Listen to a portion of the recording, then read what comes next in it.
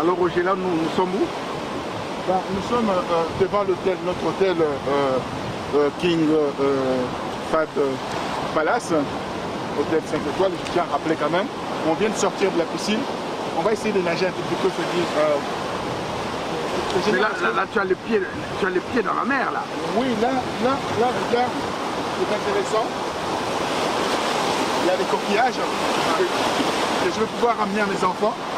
Vous voyez? Donc on est en train de fêter les 15 années de Réveil FM International parce qu'il faudra quand même se rappeler de l'histoire.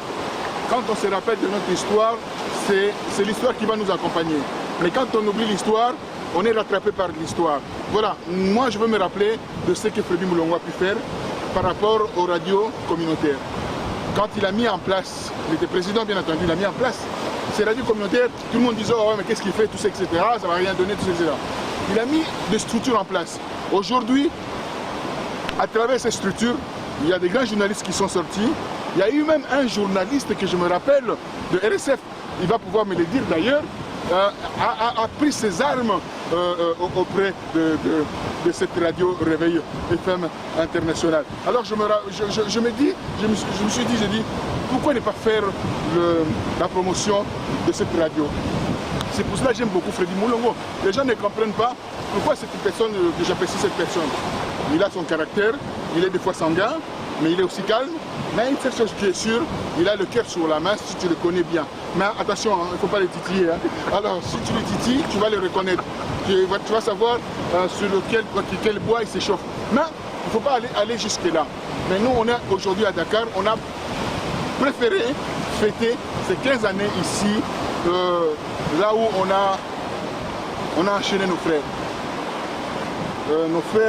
Demain on sera à l'île de Gorée pour commémorer en fait ce départ vers la souffrance, vers l'esclavage.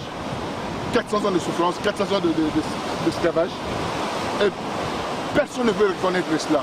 Mais nous allons nous battre avec l'heure numérique, dire à tout le monde, à qui veut attendre, que voilà, nous avons nos droits. Il faut que les Occidentaux payent par rapport à ces crimes qu'ils ont commis en Afrique. Voilà, nous sommes ici pour à la fois toucher la terre, voyez, toucher cette terre de nos ancêtres, et aussi dire que voilà, on est peut-être en Europe, mais il faut se souvenir de cette terre africaine que les Blancs, les Européens viennent chercher et font leur bonheur, et ils restent ici et nous prenons de pirogues pour aller mourir non loin de Lampedusa. Et c'est dommage parce qu'on laisse notre richesse ici pour aller chercher la misère en Europe. Voilà, nous sommes ici chez nous. Et voilà, je vais aller. Bon, je ne vais pas me noyer. Hein. Oui, mais tu noies pas. Mais Roger, avant que tu te noies, parce que avant que tu te noies, là, je voulais savoir, qu'est-ce que symbolise pour toi le numérique aujourd'hui? Écoutez, le numérique, c'est incontrôlé et incontrôlable. Je vais vous donner deux exemples. Ici, au Sénégal, Abdoul-Wade voulait modifier la Constitution.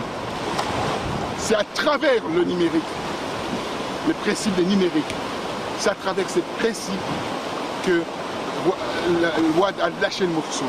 N'a pas pu aller jusqu'à modifier cette Constitution. Les gens sont sortis de la rue parce que c'est pas ça le message avec le portable.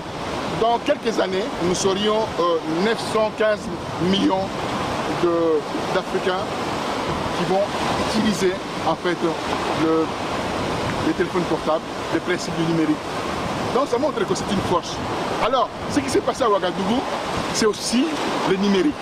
Donc, ces présidents qui veulent se terminer au pouvoir, même si à Ouagadougou, quand il y avait la révolution, au Congo-Brazzaville, en RDC, ils ont coupé la lumière, mais les gens avaient la batterie encore, ils avaient leur batterie pour suivre ces événements en direct. Donc ces gens-là ne vont pas rester longtemps des vrais dictateurs, ils vont être virés par la nouvelle technologie. Il y a l'atterrage.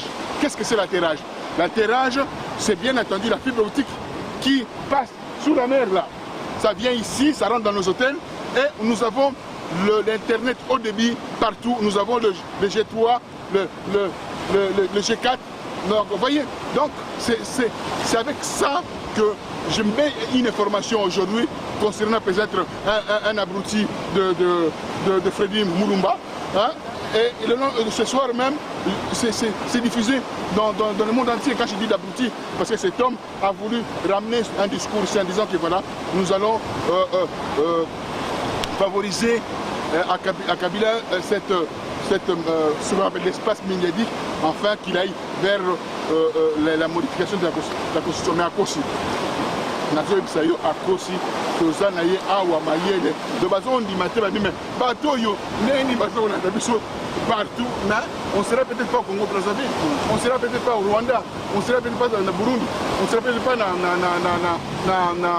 na Kampala, mais ailleurs mon frère, tout ça là-bas. Bon alors noie-toi tranquillement et après on se voit là. Merci Roger. Allez, ciao, ciao.